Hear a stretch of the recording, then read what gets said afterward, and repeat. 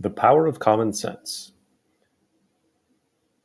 In January 1776, the pamphlet Common Sense was published in Philadelphia. The document caused an immediate sensation. In powerful language, the writer Thomas Paine made a compelling case for separation from Great Britain. Paine had not been in the colonies for long, but his call for an end to British rule would help pave the way for American independence. On November 30th, 1774, the ship London Packet arrived in the port of Philadelphia. On board was a 37-year-old Englishman named Thomas Paine. Paine was not even aware that he had landed in America.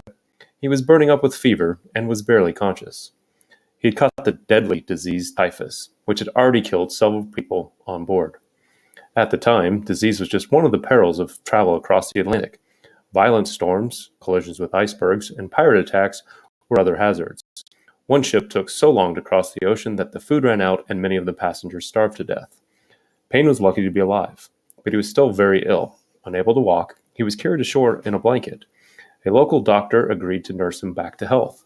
It was not a promising start to life in America, but then, not very much in Paine's life had gone well. He had held, and lost, a number of different jobs. He had been a craftsman, a teacher, a tax collector, and a shopkeeper. In the end, though, he had little to show for his efforts. He had no money and few prospects. But he did have one important asset in his new life: letters of introduction from Benjamin Franklin. Paine had met Franklin in London and had impressed him with his sharp mind and his interest in science and politics. Franklin encouraged Paine to move to Pennsylvania and give him letters of reference, calling him an ingenious, worthy young man. These letters would help Paine start a new life. Paine finds his calling. Paine had arrived in the largest and most prosperous city in colonial America. Philadelphia was a bustling place of around 30,000 people and the third largest port in the British Empire. Set along the banks of the Delaware River, Philadelphia was the financial and cultural capital of the colonies. It was also a center of political activity. In fact, the Continental Congress had held its first meeting there not long before Paine's arrival. The city was buzzing with the talk of politics.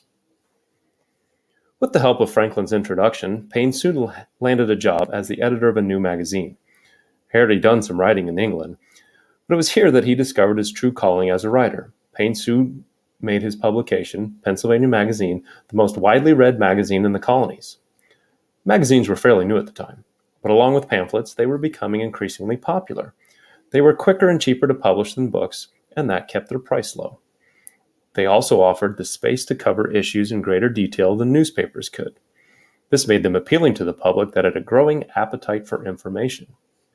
At first, Thomas Paine wrote articles, mainly about cultural and scientific subjects, but he soon moved on to political topics. Paine's years as a tax collector had left him with no love for the British government. His articles criticized British officials and colonial rule. These stories did not please the loyalist citizens of Philadelphia, who favored strong ties to Great Britain. On the other hand, they did appeal to readers with patriot sympathies. One of these readers was Benjamin Rush, a doctor who would later play a key role in the independence struggle. Rush encouraged Paine to write a pamphlet on independence, though he cautioned him not to use that word. The idea of independence made many colonists uneasy.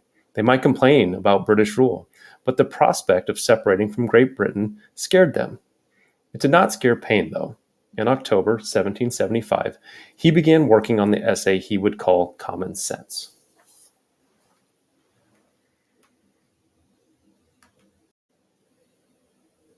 An appeal to common sense.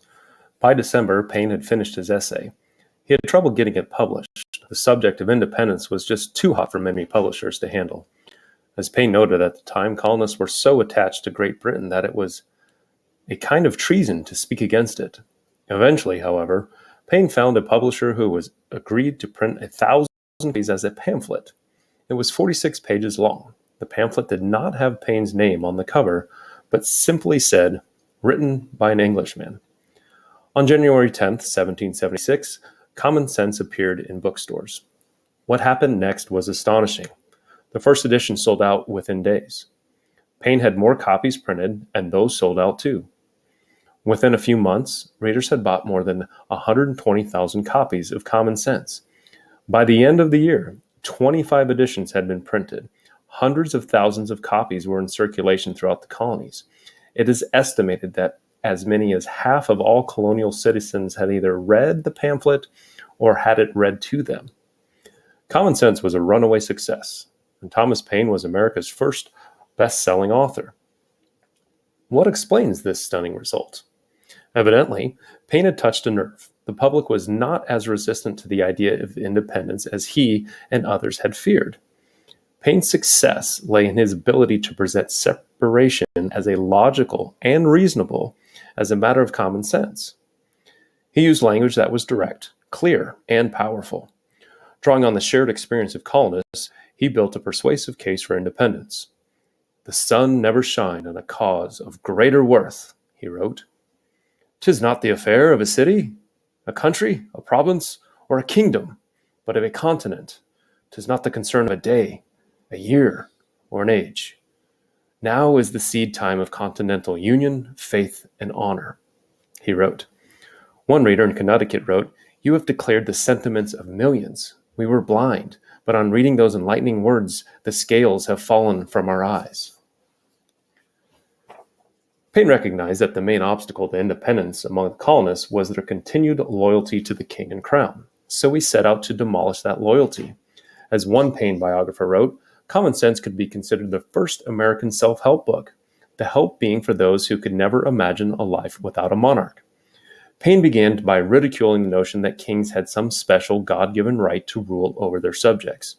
He called the king the royal brute of England and said, "Even brutes do not devour their young, nor savages make war upon their families."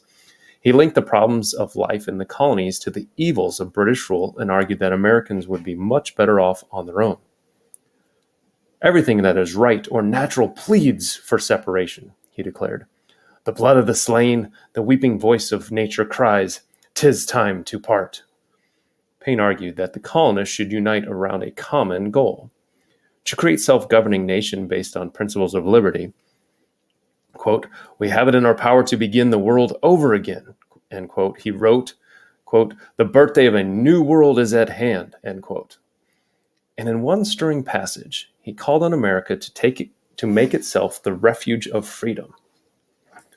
"Every spot of the old world is overrun with oppression. Freedom hath been hunted around the globe. Asia and Africa have long expelled her. Europe regards her like a stranger, and England hath given her warning to depart. Oh, receive the fugitive and prepare in time an asylum for mankind." The impact of Common Sense.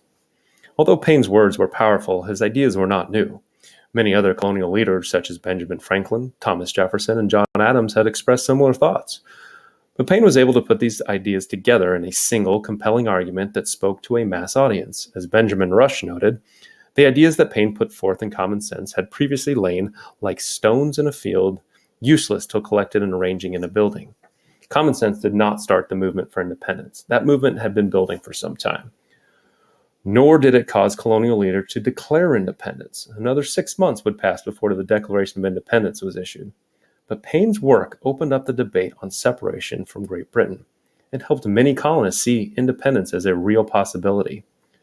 Paine's ideas on rights and liberty had also had an influence on other countries, particularly France. In fact, Paine later moved to France to play a role in the French Revolution. He also wrote several books, including The Rights of Man, but none of his other works would have quite the impact as Common Sense, the pamphlet that helped pave the way for American independence.